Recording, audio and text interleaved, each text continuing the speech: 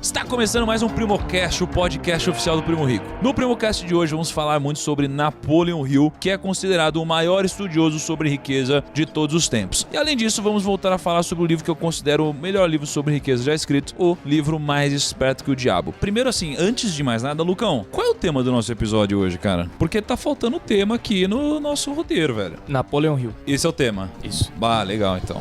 Fácil. Definiu bem o tema. Legal. Estou aqui com convidados muito ilustres. Então eu começo aqui a apresentar o Marcial Conte, responsável pela tradução do livro Mais Esperto que o Diabo. Marcial, muito obrigado por participar com a gente, cara. Muito obrigado, Thiago. É uma honra tremenda estar aqui e é uma honra tremenda estar com todos vocês. E realmente, o Mais Esperto que o Diabo foi o livro que mudou a minha vida. O primeiro episódio que a gente gravou aqui, pros primos que não lembram, foi o do Mais Esperto que o Diabo. Foi muito legal. Tá com quanto, Lucão? Mais de 300 mil downloads, é isso? E aí trouxemos agora o bastidor do... Descobri que temos vários segredos por trás do livro, é isso mesmo? Existem alguns símbolos escondidos na capa do livro e dentro do livro. E, logicamente, existe toda uma linguagem pensada ali, mantendo, logicamente, toda a originalidade de Napoleon Hill, mas de uma forma que é bem possível de compreender e de impactar a vida das pessoas, assim como você impacta todos os dias a vida das pessoas. Obrigado. Thiago. Eu sou um super fã do teu trabalho. Esse teu trabalho é fenomenal. É uma missão, né? Não é um trabalho. Pô, obrigado. O trabalho do Thiago Nigro é uma missão. Pô, obrigado. E aliás, eu lembro que quando eu tava lendo o livro, tava passando por uma página e tal, e de repente eu vi um símbolo numa página. Eu falei, é página 66, eu acho. Eu vi um símbolo e falei, caramba, tá uma coisa estranha. Tem um símbolo na página 66 e tá na página 66. Eu falo, cara, 666. Cara, será que tem alguma coisa a ver? Sei lá, vamos descobrir no nosso episódio de hoje. E estamos aqui também com o André. Pois é, eu sou recém-chegado na Citadel. O que é a Citadel, cara? Conta pros primos. Cara, a Citadel é a editora responsável pelas publicações oficiais de Napoleon Hill em português, consequentemente no Brasil. O editor-chefe de lá é o Marcial, que acabou de falar aqui, e eu acabei de chegar para cuidar, para tentar expandir um pouco esse catálogo nosso e continuar trabalhando esses conteúdos do Napoleon Hill, enfim. Como vocês disseram aí, Napoleon Hill muda a vida da gente em pouquíssimo tempo, né? Você começa a ter acesso, você começa a ter contato com as coisas que ele disse, com as coisas que ele falou, e a vida da gente muda. Então é muito legal, assim. Tô fascinado com essa experiência Napoleon Hill. Pô, show. E temos aqui também outros convidados muito importantíssimos. O primeiro deles é o Jamil. Jamil que manda na porra toda aqui. Cursos Mastermind, enfim. É sério que você que manda em tudo aí, cara? Como que é? O que você faz, Jamil? Conta pros primos. Thiago, prazer conversar contigo e tá nessa roda de conversa aqui. As rodas de conversas mudaram o mundo.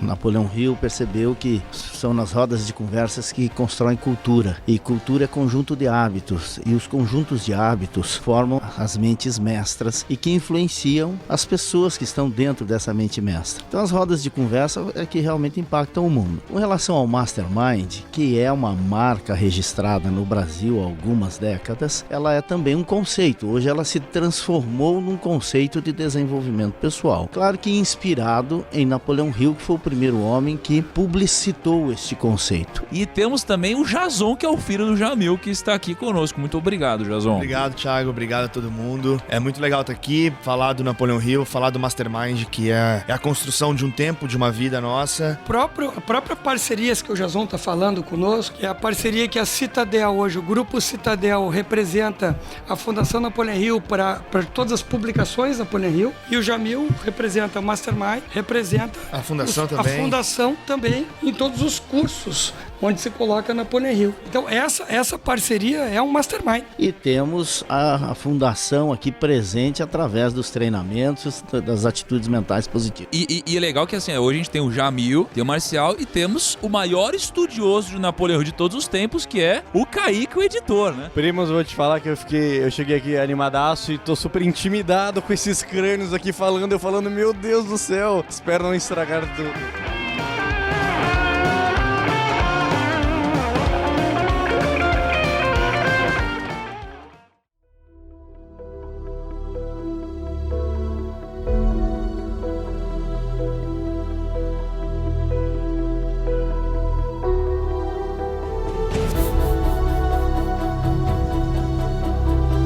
mastermind é um conceito que vem sendo estudado pelos americanos há mais de 200 anos e remonta à fundação dos Estados Unidos da América, quando 56 homens que dirigiam as 13 colônias inglesas aqui na América do Norte, aqueles homens dependiam da coroa inglesa como para fazer a gestão. Naquela época, nós estamos falando em 1776. Naquela época não existia esse conceito de mobilidade social. Ou você nascia nobre ou morria pobre. Não existia subida na hierarquia piramidal empresarial. Aliás, nem o capitalismo ainda tinha nascido. O capitalismo só é chamado de capitalismo a partir do momento que aquela máquina venceu uma distância autonomamente, que foi entre Liverpool e Manchester, na Inglaterra, que foi um trem baseado nas leis de Newton, a partir daquele dia que se chamou a Era Industrial. Até então não existia, o planeta era agrícola. Mas naquele tempo, em 1776, onde surgiu efetivamente esse conceito da mente maestra, aqueles 56 homens resolveram fundar um país onde qualquer pessoa pudesse vencer,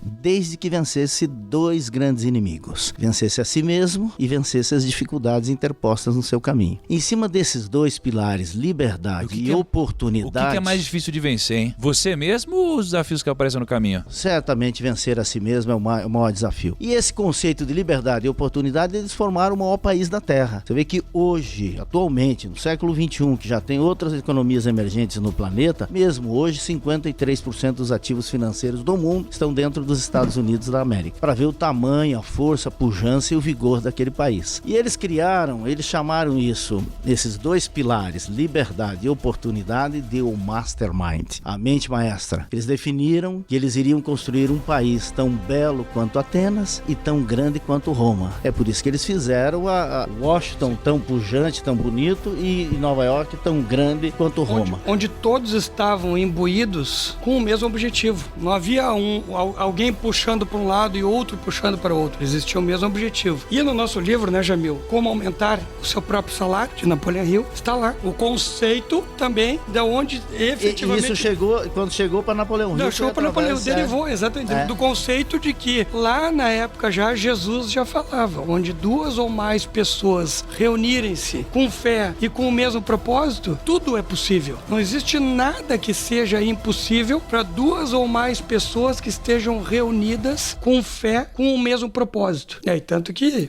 em todo o ensinamento, né, Jamil, de Napoleon Hill, e no primeiro dos ensinamentos do Mais Esperto que o Diabo, é ter o seu propósito definido, saber o que você quer, saber onde você quer chegar. Então, na verdade, esse conceito é fenomenal, né, Jamil? É fenomenal. Esse conceito chegou para Napoleão Hill em 1908, quando ele foi entrevistar o milionário do aço, o Sr. Andrew. E ele fez a pergunta mágica, né? A pergunta truque, aquela que altera o resultado. Ele disse: escuta, qual é o segredo das pessoas ricas? Qual é o segredo das pessoas bem-sucedidas? O que elas sabem que os outros não sabem? Quando ele deu a resposta, eles constroem o Mastermind. O conceito Mastermind chegou para Napoleão Hill em 1908. E ele transformou isso na sua pesquisa, ele transformou isso numa ferramenta de desenvolvimento pessoal, num processo de desenvolvimento pessoal. Quando ele passou a pesquisa e o Marcial citou o livro onde ele relata a pesquisa e toda a entrevista, que é o Como Aumentar o Seu Próprio Salário, ele conta como foi essa experiência, o contato com o milionário do aço americano. Que houve naquele momento, ele disse: olha, as pessoas bem-sucedidas sabem construir o Mastermind. Naquele momento pareceu até uma palavra iniciática para ele. Depois ele explicou, contou essa história, que o Mastermind foi o conceito que fundou o maior país do planeta. E aí, logo depois disso, nasceu o desafio de pesquisar por que as pessoas tinham uma vida acima da média. E com 25 anos de idade, ele, como repórter de uma revista, na verdade, ele tinha interesse em buscar dinheiro para poder fazer uma faculdade de Direito, e ele com 25 anos tinha praticamente o dinheiro ou para se locomover ou para o hotel. Ele tinha muito pouco dinheiro. Então, quando Andrew Carnegie convidou para ele ficar lá na mansão, na biblioteca, para conversar, ele tinha que tomar até uma decisão. Então, quando ele disse: não, você pode ficar aqui, para ele foi bom. Tal era a situação dele no momento. E o grande negócio disso é que ele ofereceu para ele fazer esse trabalho, só que ele disse que ele não teria salário. Não teria salário. Que ele teria somente uma ajuda de custo. E que ele poderia depois, sim, utilizar esse trabalho para monetizar tudo que ele teria feito. feito. Logicamente que Andrew Carnegie, muito sabiamente, utilizou esse procedimento para dar motivação a ele, né? Sim. Você falou sobre salário, né? E Napoleon Hill, trabalhar de graça, entre aspas, né? E eu acho que as pessoas confundem o que é salário hoje. Porque as pessoas acham que salário é só a renda que entra na sua conta. E o salário é a renda mais o conhecimento que entra na sua conta. Então, por exemplo, quando eu era estagiário, há muitos anos, eu lembro que eu olhava para as pessoas que ganhavam mais que eu, falava, caramba, essas pessoas ganham muito mais que eu. E por que elas ganhavam muito mais que eu? Porque elas ganhavam financeiramente mais em função do conhecimento adicional que elas tinham, que fazia elas gerarem mais impacto no negócio que elas tinham. Então eu vejo que, por exemplo, eu trabalharia de graça pro Warren Buffett. Pô, imagina, eu passaria horas com ele, dias com ele, e eu não ganharia nada financeiramente, mas o conhecimento que eu ganharia seria muito maior, muito superior ao dinheiro que entraria na minha conta. Então, quando você vai trabalhar para alguém ou trabalhar em algum lugar, pense no seu salário como sendo não só a sua renda, mas a sua renda mais o conhecimento, porque o conhecimento, como a gente já sabe, ele se materializa em um bem financeiro, um bem tangível para você, né, em algum momento. Eu lembro quando eu entrei num Primo, que eu era um extremo CL-treta e era o... Hoje você é o quê? Hoje eu sou um intraempreendedor dentro do Primo. Mas eu lembro quando eu era estagiário e eu tinha um salário muito baixo e, tipo, eu trabalhava pra caramba. E eu, tipo, não entrava na minha cabeça porque eu trabalhava mais que uma pessoa que já tava aqui há anos e, tipo, eu tava ganhando tão pouco. E depois de um ano, quando eu comecei, tipo, investir meu dinheiro e ver que, tipo, eu aprendi pra cacete e eu consegui, tipo, fazer meu patrimônio ter um lucro absurdo e comecei a ganhar mais dinheiro e mais conhecimento cada vez mais, caiu a ficha que, tipo, cara, eu não tava ganhando só um salário, eu tava, tipo, aprendendo muito e não tinha lugar nenhum que poderia me dar esse conhecimento do que aqui. O que prova a tese de que quem aprende enriquece. Sobretudo com definição de propósito. Mas tem uma coisa adicional aí. Excesso de conteúdo vira obesidade mental. Porque, assim, eu acho que, pra mim, o que eu tenho percebido? Que uma das diferenças entre as pessoas bem-sucedidas e as não-sucedidas é que as pessoas bem-sucedidas, elas aprendem e aplicam. Tem gente que só lê. Inclusive, tem gente que lê só Napoleon Hill e não faz nada que o Napoleon Hill diz. E aí fica obeso mental e não faz nada e não fica rico. E a culpa não é do Napoleon Hill, a culpa é dele que não aplicou. Realmente, conhecimento enriquece desde que seja aplicado, né? É que entra duas coisas muito interessantes. Uma delas é a definição de propósito. Você falou, eu trabalharia pro Warren Buffett. Ou seja, a definição de propósito. Aprender com ele, isso depois vai trazer algo financeiro, dinheiro, enfim, uma série de outras coisas através de conhecimento. Então, com definição de propósito, tudo fica mais fácil. Napoleon Hill fala isso, todas as suas literaturas. Obesidade mental e ler e não aplicar. Se a gente colocar, Napoleon Hill fala que é correr a milha extra, você fazer a mais. O só ler é uma parte. E a hora de aplicar, o que vai fazer a mais para colocar aquilo em prática? Porque a prática vai trazer o resultado. O erro, tentativa e erro, ela vai trazer um resultado positivo no momento. Então, por mais que seja clichê, fala algumas verdades, ninguém mais conhece o sucesso do que o fracasso, porque passou por um monte. Então, a definição de propósito, correr a milha extra, vai trazer esse resultado, vai trazer sucesso, vai trazer dinheiro, vai trazer lucro, conhecimento, enfim. Napoleon Hill colocou isso que você falou, Thiago, que o Jason falou, que o Jamil falou, justamente dessa forma. Quando perguntaram a ele, se você pudesse escolher um dos princípios, qual seria o princípio? E aí ele diz, o princípio, todos são logicamente muito importantes, todos devem ser aplicados, mas o princípio, que seria o princípio, assim, digamos, regra de ouro, é faça mais do que você é pago pra fazer. É, a mira extra mile, né? Walk the extra mile. Mas só, vamos falar sobre algumas, já que a gente tá falando então de algumas leis de sucesso aí do Napoleon Hill, tem uma que eu queria tocar no assunto porque é uma que já me gerou muita dúvida e ainda me gera dúvida, que é o seguinte, eu, como vocês sabem, há uns 4 anos ou 3 anos e pouco atrás, eu fui viajar o mundo porque eu queria estudar sobre riqueza, né? Até eu montei o documentário, o Código da Riqueza, eu conversei com vários bilionários, gente bem-sucedida, CEOs, medalhistas olímpicos e tal, e aí, eu já tinha lido Napoleon Hill, eu testei muitas coisas de Napoleon Hill, e uma delas que tava difícil de fazer sentido pra mim era ter um propósito definido. Por quê? Porque eu perguntava assim, ó, Flávio Augusto, você quando começou, você tinha um propósito de chegar onde você chegou? Aí ele falou assim, não. E aí eu perguntava, hoje você tem um propósito? Tenho. Legal. E aí eu perguntei a mesma coisa pra vários bilionários, pra vários medalhistas olímpicos, pra várias pessoas. Você sabe o que você queria ser ou ter ou alguma coisa? Não. Hoje você sabe? Sei. Então todas as pessoas quando começaram, elas não imaginavam onde elas chegariam. E o Napoleon Hill disse que você precisa ter um propósito definido, que é o mais importante, eu entendi. E quando você tem um propósito, talvez realmente fique mais fácil, porque você tem, né, o caminho,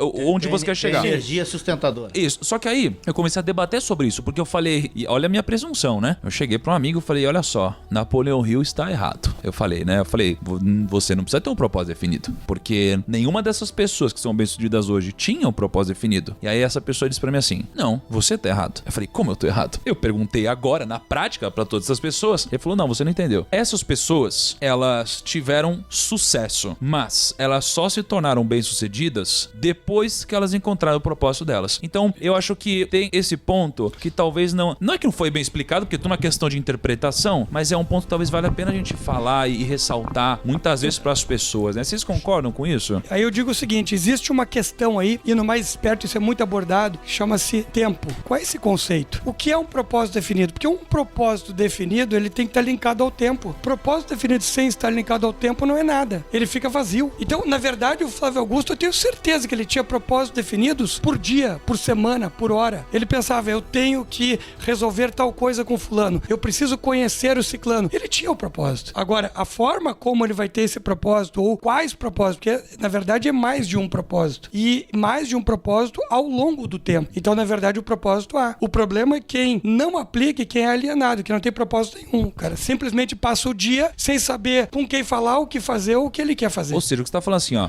quando a gente fala de propósito, na nossa mente vem uma coisa muito grande, muito tipo, nossa, meu propósito de vida. E o que Napoleão fala não é desse propósito. Ele fala do propósito de, cara, eu preciso almoçar tal coisa. Ele fala desse tipo de propósito, ou seja, é ter algum mini objetivo, alguma coisa a buscar, mesmo que não seja mudar o mundo, né? Acho que... Também, né? Também. Mas não necessariamente Não só necessariamente. propósito grande, né? Porque você tem propósitos diários, propósitos semanais, propósitos mensais, propósitos semestrais, mas se você viver sem um propósito, sem saber aonde, o que você quer fazer, você vai ficar alienado. O que te energiza? Qual é a fonte de energia? É assim, o próprio Napoleão Hill deixou claro que a sua filosofia é uma filosofia evolutiva. Da mesma maneira que Pablo Picasso disse, eu comecei aonde o Goya parou, nós começamos aonde o Napoleão Hill parou. E aquela máxima de que um anão vê mais longe que um gigante se estiver nos ombros do gigante, ele consegue ver mais longe que o gigante, mas ele tem que ter a humildade e a dignidade de saber, e a gratidão de saber que ele só enxerga mais longe que o gigante, porque o gigante existe. Então esta filosofia evolutiva de Napoleão Hill, e que depois, ele começou com 15 princípios lá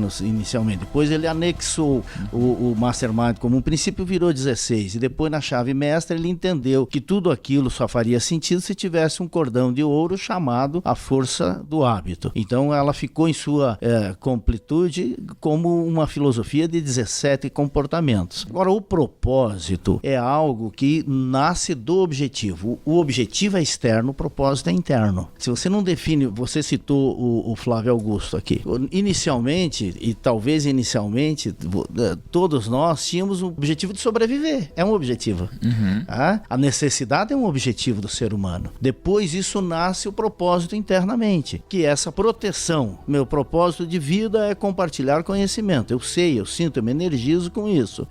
Agora, quais são os meus objetivos? É formar um exército, é formar pessoas, é impactar líderes, é transformar esses líderes em líderes empreendedores que gerem riquezas, transformações e que sejam líderes empreendedores socialmente responsáveis, ou seja, que colaborem com o tecido social, que cuidem das cidades, que cuidem do país e que cuidem do planeta até para transformar o planeta. Agora, isso é um processo de longo prazo. Agora, o objetivo, ele nasce imediatamente, inclusive da sobrevivência. Por que a gente está falando sobre tudo isso? Por que existem essas leis do sucesso? Elas servem para a pessoa atingir o sucesso? Agora, o que é o sucesso? Por que as pessoas devem seguir essas leis? Enfim, me conta um pouco mais sobre isso. Thiago, o conceito de sucesso no Brasil é um pouquinho diferente do conceito de sucesso americano. O conceito de sucesso no Brasil está muito ligado à fama, está muito ligado ao imediatismo. O conceito de sucesso americano é o conceito de prosperidade, de abundância e de riqueza e de vitória, que é uma coisa muito mais ampla. Então, a prosperidade, o triunfo, são coisas muito maiores do que apenas o sucesso, que a palavra em sua etimologia quer dizer algo bem sucedido. Uma tarefa bem sucedida é um sucesso. A gente tem pequenos sucessos no nosso dia a dia. Chegar de lá até aqui foi um sucesso. São os dois componentes principais, que é a energia para fazer as coisas acontecer e as competências que a gente precisa adquirir para fazer com que isso aconteça. E o sucesso, claro que o sucesso é uma coisa muito debatida no mundo todo, né? Tem alguns conceitos, mas é aquilo que você se propor a fazer, você conseguir fazer. Você chegar no seu objetivo. Então, o sucesso, ele tem uma conotação diferente para cada uma das áreas, para cada uma das pessoas, né? Enfim, no caso da Fundação Napoleon Hill, a Fundação Napoleon Hill, o grande conceito de sucesso para o nosso líder, que é o Don Green, que é o CEO da fundação, é distribuir o maior número possível de bolsas para pessoas do mundo inteiro que não têm condições de estudar, poder fazer uma faculdade. O sucesso para outros é alcançar $1 bilhão.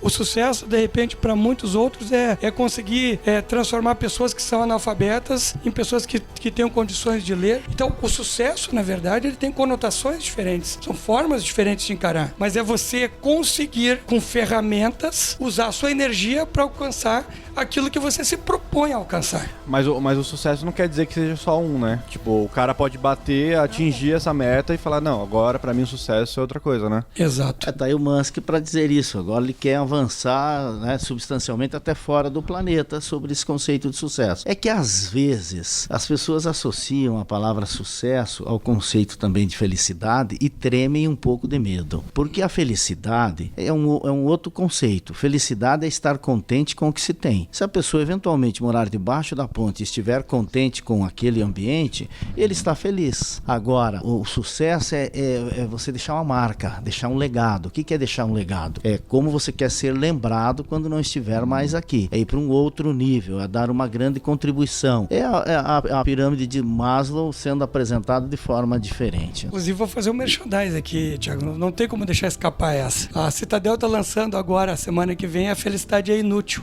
do professor Clóvis de Barros. E quando a gente colocou o livro e toda o Media Kit do livro, teve muitas pessoas revoltadas. Pô, mas como a felicidade é inútil? Como é que o professor Clóvis de Barros pode dizer isso? Que negócio é esse de felicidade é inútil? Mas aí eu vou deixar o leitor na dúvida, vai ter que ler o livro. Não, pra mas poder merchan entender. aqui, a gente quer fazer merchan do seguinte, a gente quer fazer merchan de alguma coisa que a gente vai fazer junto aí entre o Primo e a Citadel aí. É disso que eu quero fazer o merchan. Vai rolar ou não vai rolar? Lógico que vai isso rolar. que os primos estão querendo saber aí. Lógico que vai rolar. O Primo já separou, ele tá todo dia escrevendo um pouquinho as perguntas que ele vai fazer pro diabo. E ele já tá querendo entrevistar aqui. Já marcamos um encontro aí, cara. Já temos um encontro marcado Temos com um o encontro diabo. marcado com o diabo. Vamos se preparando.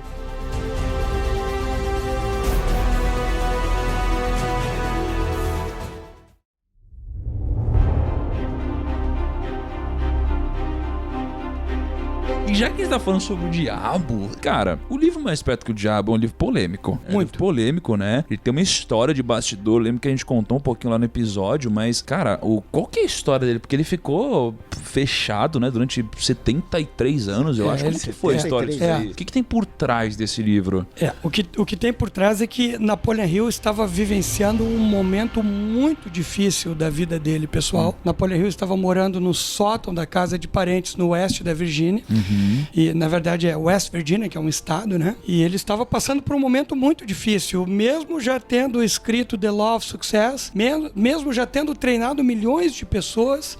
Ele sido assessor de três presidentes americanos. Ele se viu numa situação muito difícil, onde ele não conseguia se olhar no espelho. Será que ele tá passando um pouco por aquela coisa que é a síndrome do impostor? Que é aquela coisa assim, pô, tem gente que olha pra você e fala assim, nossa, você é muito bom, você não sei o que lá. E a pessoa pensa, caramba, mas eu não sei se eu me acho tão bom assim. Tem muitos atores que passam por isso, tem muita gente que passa por isso. Muitos. Porque imagina, ele mudou a vida de várias pessoas, naquele ponto muitas pessoas já tinham mudado de vida e ao mesmo tempo ele tava passando por problemas, né? Você imagina você ser assessor de 3 presidentes americanos, aí você pega e tá numa situação difícil, se olha no espelho e vê assim, nossa, eu não consigo sair dessa situação. E aí daqui a pouco ele sai e busca, ele tem essa visão onde ele nunca desmentiu e nem confirmou. Então perguntaram pra ele muitas vezes, você efetivamente entrevistou o diabo? E ele sempre dizia, você vai ter que ler o material para tentar entender se eu entrevistei ou não. Então ele nunca disse, o diabo apareceu para mim ou não apareceu para mim. Agora, que os conceitos que estão dentro do Mais Perto do Diabo são diferentes dos conceitos de outros materiais de Napoleon Hill e dos outros princípios, são diferentes. Esse livro ele é diferente dos outros. Mas esse livro ficou guardado lá, não tinha um tempão. Ele ficou 73 anos guardado porque o título título original, Outwitting the Devil. Como que é? Outwitting the Devil. Que é sendo mais esperto que, né? Ok. The Devil. Então, quando ele colocou esse título, a esposa dele, eles eram presbiterianos ortodoxos.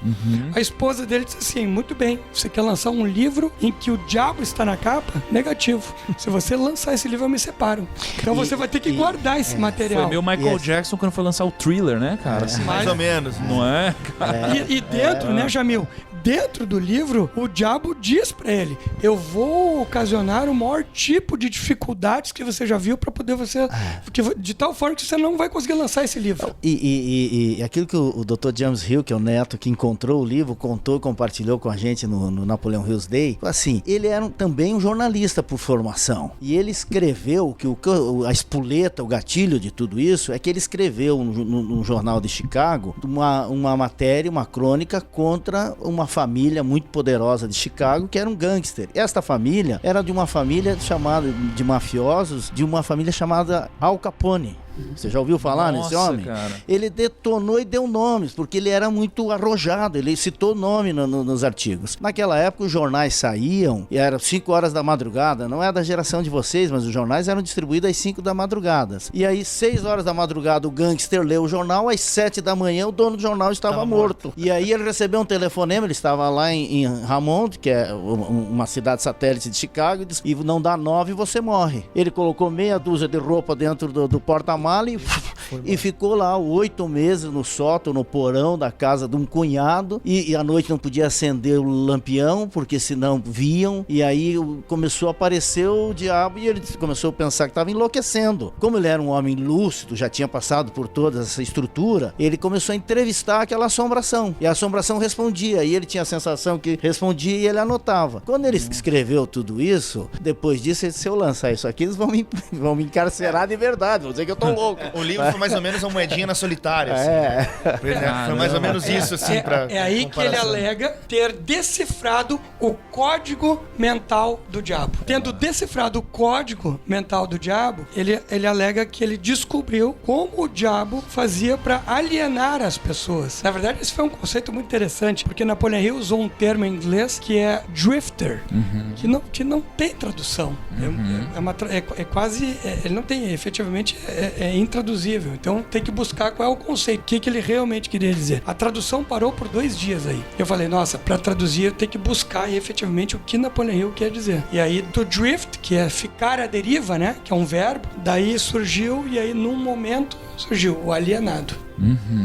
Que é aquela pessoa que está ao sabor das marés. O alienado é aquele que não tem propósito nenhum em momento nenhum do dia, nem da semana, nem do mês. Ele simplesmente anda ao sabor das marés e anda ao sabor do que dizem os outros, do que os outros querem. O que os outros esperam de mim. Não é assim, o que eu espero de mim. Não eu tomar as rédeas da minha vida, né, Jamil? Senhor do meu destino, capitão da minha alma. Legal. E esse daí foi um livro que ele... acho que parte do que faz ele ser um livro tão legal de ler é que mexe com vários lados da sua mente, né? Assim, não é uma coisa só teórica, não é só técnica, mexe com crenças, mexe com um monte de coisa. Só que o que me chamou a atenção foi que, depois que a gente já falou sobre esse livro, a gente gostou muito desse livro, eu lembro que você me contou que tem vários mistérios ali dentro do livro. E eu mesmo lembro que eu tinha lido e vi vários símbolos durante o livro. E aí só que eu meio que deixei pra lá, sabe? Só passou. E aí quando você falou que tinha vários mistérios, eu falei: caramba, eu quero saber quais são esses mistérios, né? O que significa aqueles códigos que tem no livro.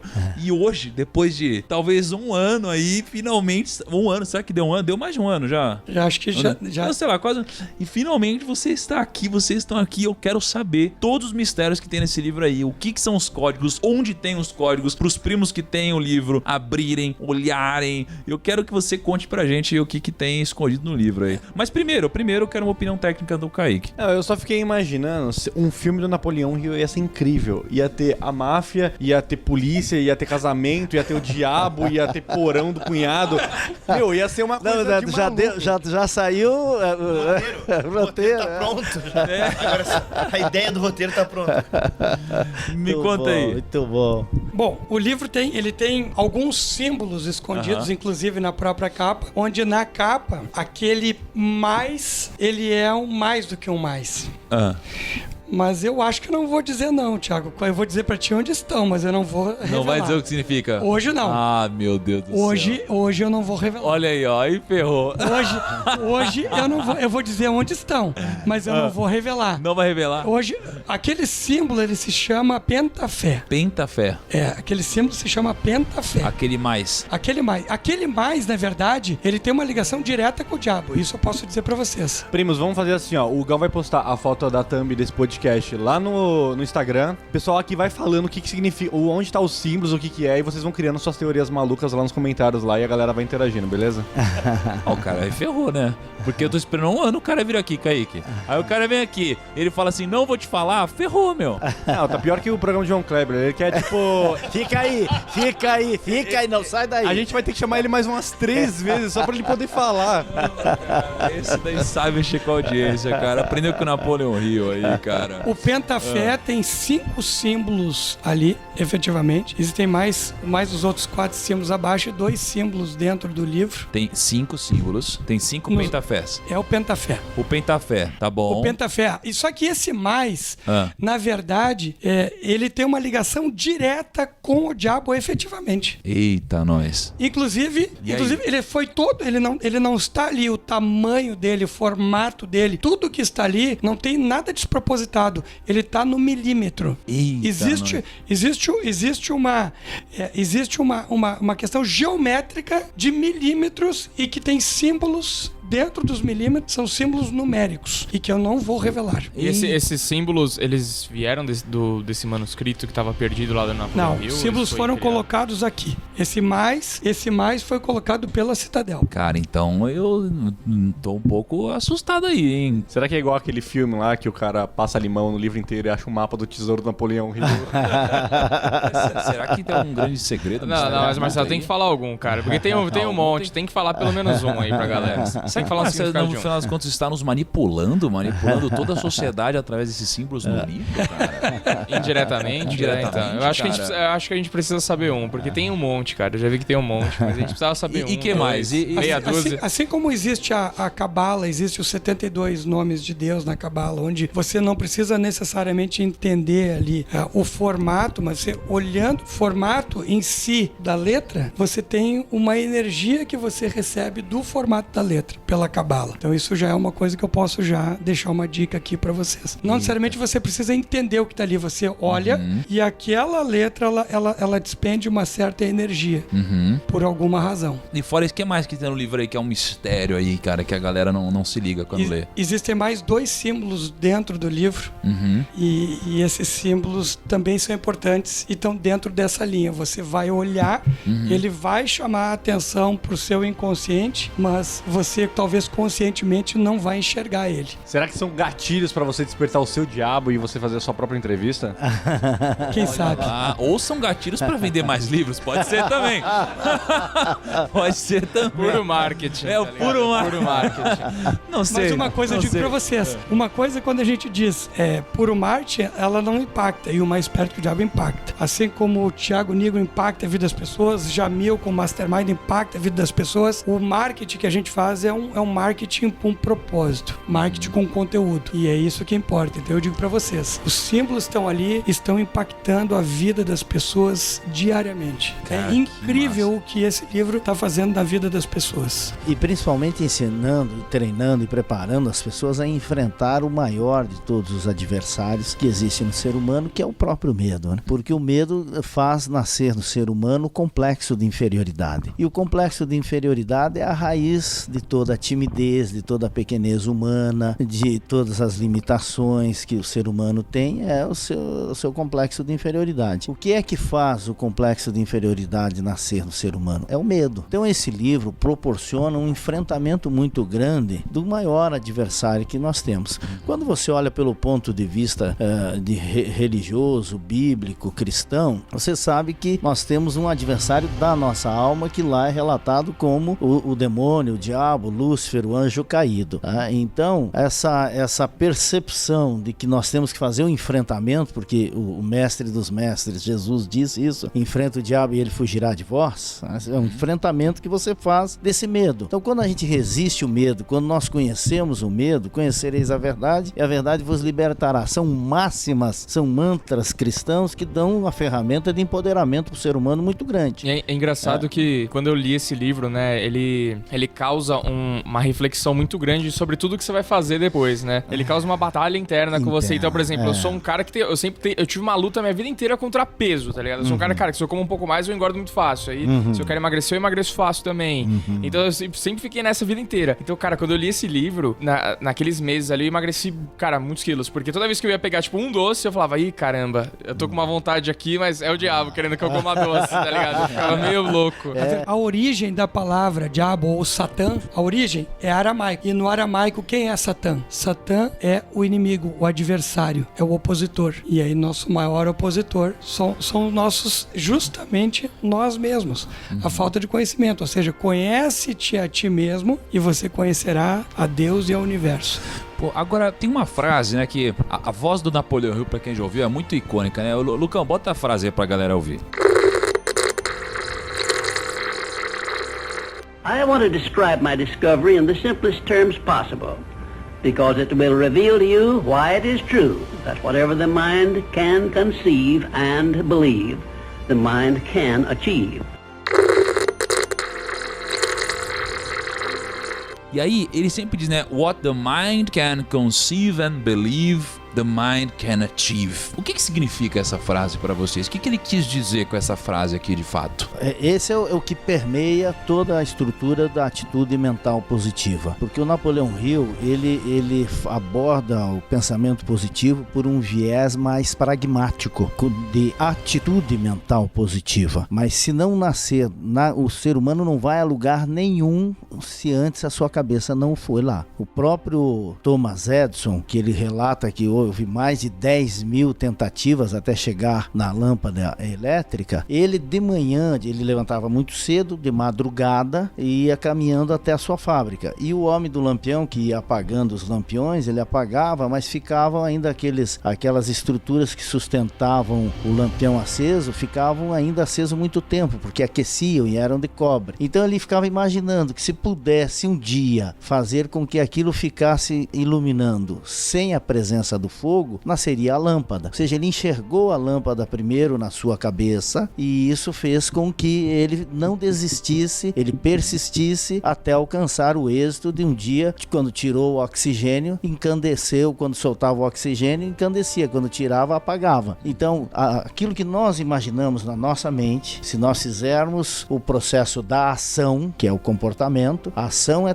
aquilo que transforma ideias em coisas. Coisas são materiais. Então, tudo aquilo que nós imaginamos na nossa cabeça e acrescentamos à ação, nós podemos materializar, nós podemos segurar na mão. Esse é o conceito estrutural, é o fio de Ariadne, aquele que guia no labirinto de toda a obra de Napoleão Hill. Napoleão Hill era tão visionário, no livro A Escada para o Triunfo, ele colocava, na época, ele já falava de coisas que hoje a física quântica fala. Então, aquilo que nós estávamos falando antes sobre a glândula pineal, sobre ter uma espécie de antena receptora e emissora, Napoleão Hill falava lá no passado já. Tanto que ele era tão antigo, ele era tão antigo que ele chamava de protões negativos e não elétrons. Não existia no nome elétron. Ele chamava de... Então ele dizia que a sua mente, ou ela está positiva ou ela está negativa. Ela não vai conseguir vibrar das duas maneiras ao mesmo tempo. Então ela tem que vibrar ou positivo ou negativo. E vibrando positivamente, ela consegue captar da inteligência infinita, que na época chamavam de éter, consegue captar do éter ideias, consegue captar criatividade para justamente ajudar a colocar as suas ideias e os seus projetos em prática. Por isso a importância de rodar com a mente sempre positiva, com a atitude mental positiva. E ele é precursor da inteligência comportamental, porque a vida é resultado. Nós estamos falando se quer saber quem é você, é só olhar seus resultados. Se quer saber como é que você é como profissional, olha seus resultados. Se quer saber a sua peso, olha os seus resultados. Se quer saber vendas, olha seus resultados. Se olhou os resultados nunca mentem. Agora, o que produz resultados? São comportamentos. Você quer olhar seus resultados, não atingiu a meta, só olhar o comportamento. Tá acima do peso, só olhar o comportamento. A saúde tá um problema, vai ver o comportamento. Então, o comportamento é que materializa resultados. E ele lá atrás, no início do século, depois de 20 anos, e fazia parte do acordo que tinha que durar 20 anos a pesquisa. Por que tinha que durar 20 anos? Porque uma coisa é iniciar, uma coisa é começar. A largada tudo é festa. Largada tem balão, tem banda de música, tem foguete, tem cores, tem cerveja. Agora, a sustentação é que mostra você quando vai sendo temperado pelo tempo, a lixiviação da estrada. Então tinha que durar 20 anos para ver se era possível daquilo ser uma verdade. É por isso aquela máxima do Sr. Andrew que diz: eu vou lhe custear durante os 3 primeiros anos. Se isso não lhe render dinheiro, pega toda essa pesquisa, rasga e joga no lixo. Porque se você não conseguir se sustentar com uma pesquisa tão consistente como essa, também não terá valor. Então os resultados, depois ele começou em 1908 essa pesquisa. Em 1916 ele já tinha os manuscritos, que agora foi lançado os manuscritos originais de Napoleão Hill, A Lei do Triunfo, pela editora Citadel. Ou seja, a gente começou a ter acesso àquela pesquisa anterior. É a versão não editada. A versão não mexida, é a versão justa dele. A versão não editada. A versão da estrada. Que é o manuscrito original de Napoleão Hill. A versão da estrada. Então, nessa época, Binet, em 1905, lançou o conceito do quociente intelectual, que era medir a lógica e medir a linguagem. Só na década de 80 que o Gardner falou de múltiplas inteligências, e só na década de 90 que o Dr. Daniel Goleman foi falar na inteligência emocional, que quebrou a hegemonia do quociente intelectual, mas não solucionou a equação, porque a equação não está na inteligência emocional e nem está na inteligência intelectual, ela está na inteligência comportamental, que verdadeiramente é a inteligência resultante, que comportamento é resultante. E isso, esse nosso pensador, que é o homem que é a base de tudo isso, porque não há ninguém no mundo hoje que fale sobre desenvolvimento pessoal que não tenha que citar a fonte de Napoleão Hill. E a fonte é ele, porque a maior pesquisa sobre comportamento humano empresarial, quem fez foi Napoleão Hill.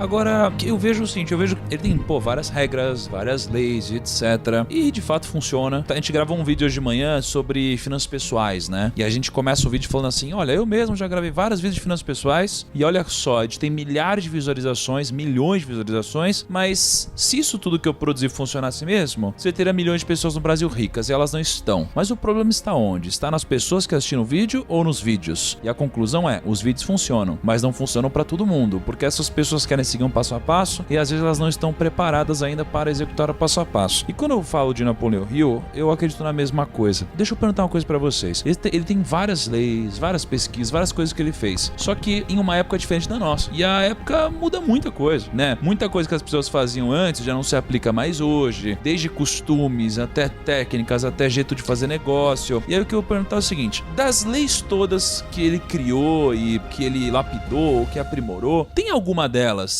que vocês acham que talvez esteja um pouco desatualizada, ou que poderia ou deveria sofrer um retrabalho, um reestudo? Porque você mesmo disse, Jamil, para mim, que ele mesmo disse que a filosofia ela é evolutiva. Filosofia evolutiva. Então, vocês existe hoje alguma organização aqui na Napoleão Hill que ficam debatendo para tentar aprimorar anualmente. isso? Nós estamos saindo agora para lá, final do mês, para o Napoleão Hill Days, para debater isso. Nós fazemos encontros anuais aqui no Brasil, todos os anos em Campinas, reunimos todos os pensadores ligados à marca, todos os instrutores do Mastermind para debater Napoleão Hill. O que vocês acham que está mais desatualizado ou que deveria sofrer uma transformação maior? Tiago, os desafios são os mesmos de um século atrás e são os mesmos de um milênio atrás. O que muda é a forma do desafio. Os 17 princípios essenciais, que é fundamental, são... O que é fundamento? Fundamento é aquilo que é necessário necessário para atingir o essencial. Esses são os mesmos, esses são imutáveis, porque tem coisas que são mutáveis e tem coisas que são imutáveis.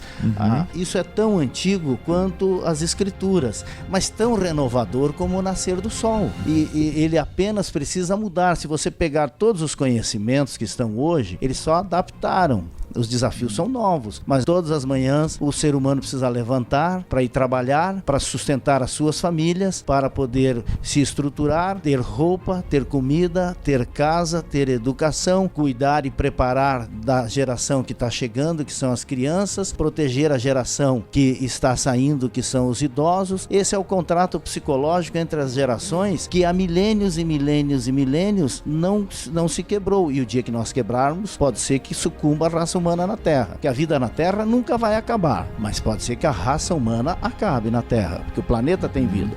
Então os princípios continuam válidos, eles apenas são adaptáveis e muito mais compreensíveis. Sabe que os Estados Unidos, eles têm uma forma de educar, e eu fiz o meu high school lá, que é um pouco diferente o conceito do high school e o conceito que os americanos colocam para os jovens, um pouco diferente do conceito daqui. O que eles fazem lá? Primeiro, existe um ranqueamento, ou seja, existe assim, se você efetivamente estudar, se você efetivamente se esforçar, você vai ser melhor. Segundo, eles pegam você e eles têm cursos e clubes que criam de acordo com as suas aptidões, porque as aptidões das pessoas são muito diferentes. E isso os americanos fazem muito bem. Eles pegam um aluno que é muito bom em matemática e não tentam colocá-lo para ele desenvolver artes cênicas. Eles pegam um aluno que é muito bom de inglês e eles não colocam ele num clube de matemática ou de estatística. O americano, ele vai de acordo com a aptidão. Então ele te transforma naquilo que você é melhor. Ele potencializa aquilo que você já nasceu para ver. Pega a sua muda e ele rega a sua muda interior para fazer com que essa muda vire uma grande árvore. Uma árvore que realmente vai dar muito fruto. Então, por que eu estou dizendo isso? Porque os princípios em si do ser humano, eles são os mesmos. O que mudam são o nosso grau de cognição, digamos assim, ele efetivamente é o mesmo lá do passado. Ou seja, com todos os sentimentos e com todas as coisas, o medo, a inveja, a insegurança, as dúvidas, o ser humano sempre teve e sempre terá. O que muda efetivamente é a forma como hoje as coisas se colocam pra gente. Então o que acontece? Nós estávamos falando antes sobre a questão da personalidade agradável. Você vai ver assim,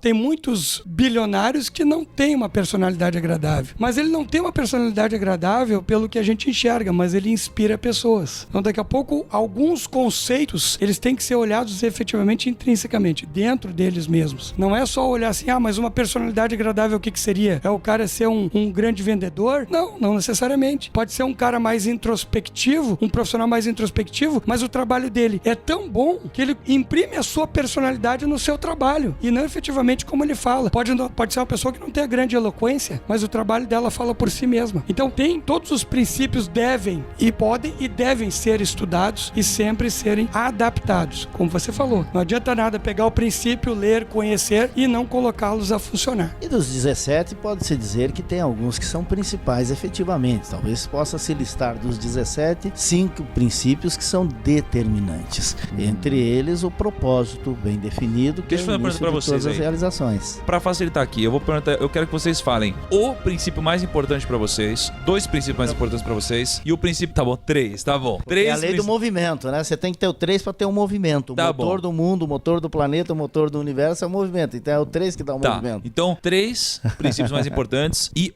o princípio que pra vocês é menos importante. Essa pergunta é uma pergunta muito boa. Não fatiou, passou. Tem que sem justificar ali, que senão... Olha, essa é uma boa pergunta, veja só, quando vê não respondeu nada, né? O princípio número 1 é o propósito bem definido, porque dele nasce todas as realizações. O segundo é a aliança de mentes, é o mastermind. E o terceiro é fazer mais que o combinado. Esses 3 princípios fazem com que todos os outros sejam cumpridos. E o menos importante pra você, Jamil? Pra você, como pessoa, não precisa ser pras outros, pra você, o menos importante. Se você aplicar esses 3, você faz todos os 17 funcionarem, porque eles são fundamentais intrínsecos. Eles são dimensionados. Pô, o Jamil vai se candidatar, não é possível. Todos os 17 são fundamentais. Eu vou te começar respondendo então pelo que eu acho que não é que seja menos importante, mas eu acho que ele pode ser, ele é questionável, que é justamente o da Porque se personalidade. você tem 3 melhores, Então você tem que ter algum que é inferior a esses três. Você Então, tem eles dentro. O da personalidade agradável, porque isso pode ser, como eu disse antes, personalidade agradável, nem todo mundo tem uma personalidade considerada agradável. É muito, na verdade, assim, o que é ser agradável? Daqui a pouco você tá dentro de entrou num táxi. Naquele momento você quer responder o WhatsApp, não quer conversar com o taxista. Você não tá sendo, simplesmente quer exercer o seu direito de ficar um pouco quieto. E aí o taxista começa a falar. Esse taxista, ele tem uma personalidade agradável? Pro passageiro que está ali, não. Naquele momento, não. Então isso é questionável. Personalidade agradável é uma coisa que pode ser... contexto. É o contexto, é o momento. Agora, o trabalho em si, impecável, ele pode falar pela personalidade. Sim. E eu incluo o princípio que eu acho que pra mim é um dos mais importantes, que é o princípio que Napoleon Hill, no Mais Perto que o Diabo, foi o único livro de todo o material de Napoleon Hill que ele usa esse termo, que é o ritmo hipnótico, que é o poder do hábito. Na verdade, é o poder do hábito, é o ritmo hipnótico. Ele vai um pouco mais além, colocando a forma como o Diabo colocou pra ele, que é, você toma uma decisão, você toma uma atitude e você segue fazendo aquilo até que alguma energia extra, ou até que algo aconteça que faça você mudar essa sua atitude. Agora tem um negócio... Não, eu ia até falar, mas o André pegou o microfone e eu não quero vou parar. Pronto. Eu ia até falar, mas... Fala aí, André. Eu, na verdade, queria fazer uma pergunta. Isso que o Thiago falou, que ele questionava esse conceito. O conceito da chave mestra, pra mim, ele é um pouco obscuro. Tô fazendo seu papel aqui, tá vendo? Eu tô ocupando o seu microfone, show. né? Manda bala. Eu ia fazer exatamente essa pergunta. A gente pode falar um pouco do chave mestra, porque pra mim é o mais difícil de entender. Dos 17, pra mim é o mais deixa então já jogar complexo. junto aqui com o André, que assim, tem isso daqui. Outra coisa, o conceito da mente mestra, assim, ele é um dos mais importantes pra mim, mas eu acho que talvez deva adicionar alguma coisa aí, porque é o seguinte, o que eu percebo? Isso daqui pode ser resumido aos dias de hoje, aquela frase que as pessoas falam de que você é a média das 5 pessoas que você mais convive. Das 12 pessoas. Das 5 pessoas é bom aproveitar. O conceito das 5 pessoas é o conceito da conexão.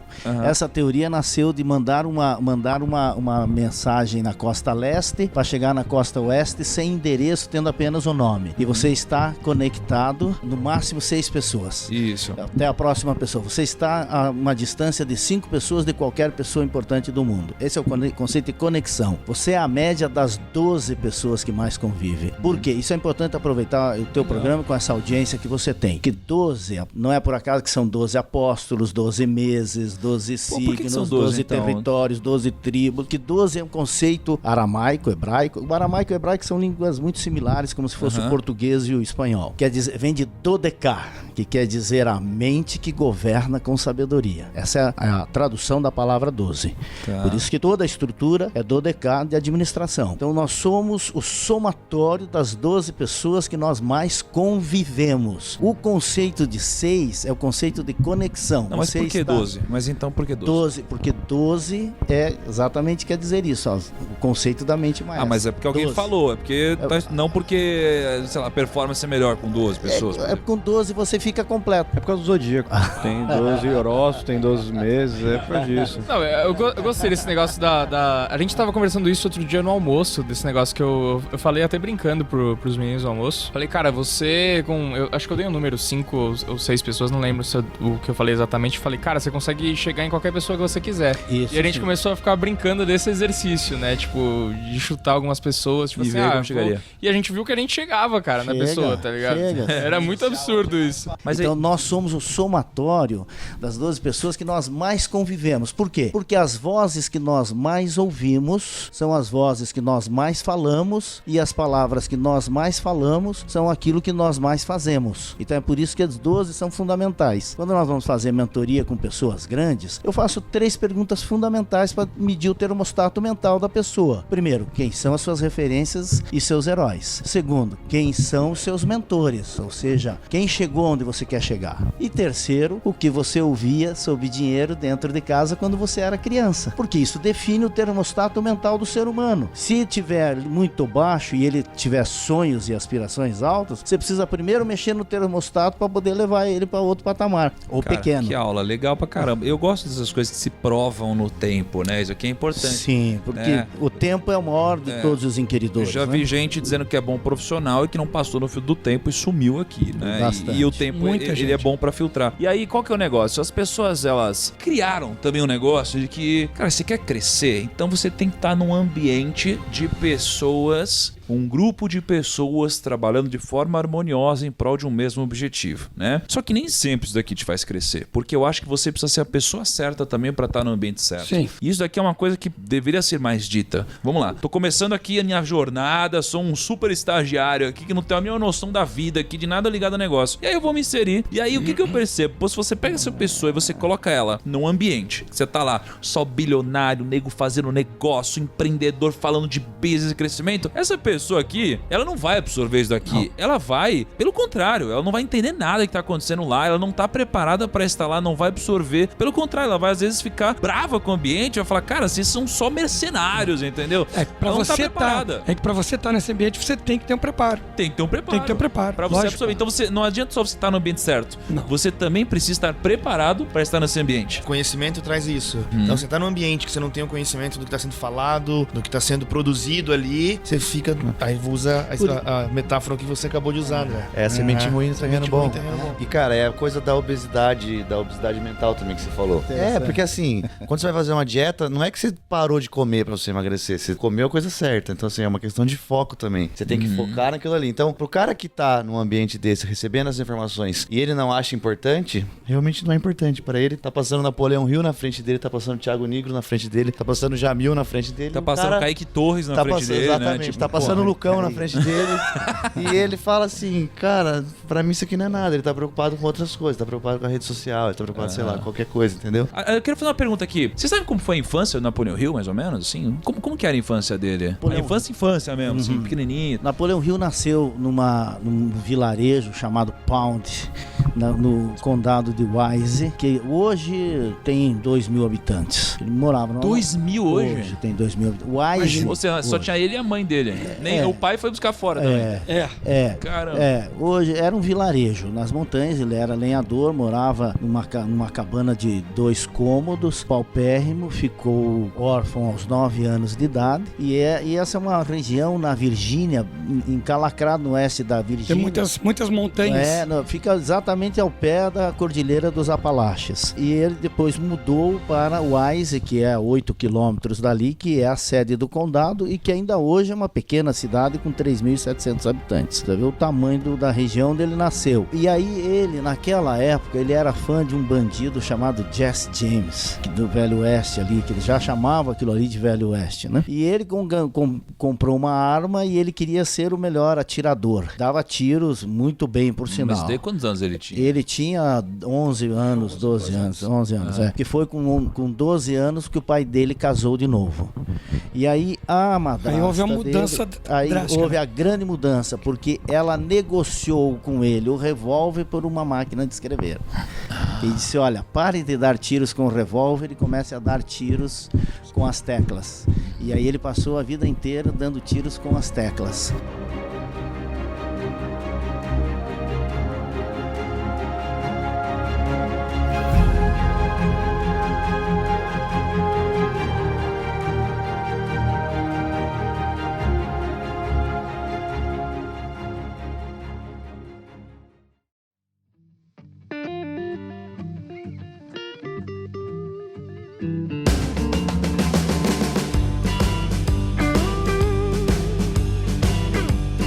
Kaique, a gente tá indo pro final aqui, a gente tem um recado pra dar, não tem não? Tem aquele quadro que a gente inventou aqui que é indique um livro ou cante uma música. Então eu queria pedir pra cada um indicar um livro ou cantar uma música.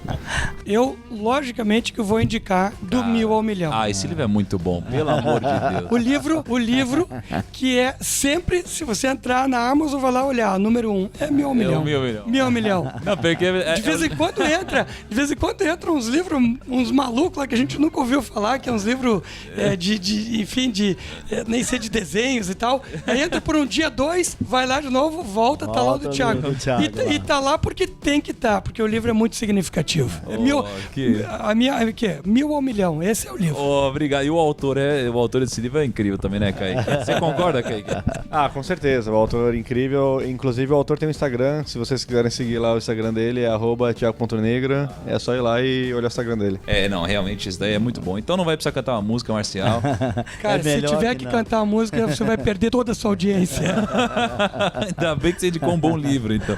E você, Jamil? Eu vou indicar o livro como um Rolling Stones, que nós estamos Você me falando. trouxe de presente aqui. Isso é um presente a você. É um estudo Obrigado. sobre... Mas não tá assinado aqui? Mick Jagger não assinou o livro pra mim? Então vamos assiná-lo. E colocar um PP, por procuração. Essa história é a história do Mick Jagger pela ótica de Napoleão Hill. O filtro de Napoleão Hill, como foi que ele aplicou os princípios de Napoleão Hill para construir a mais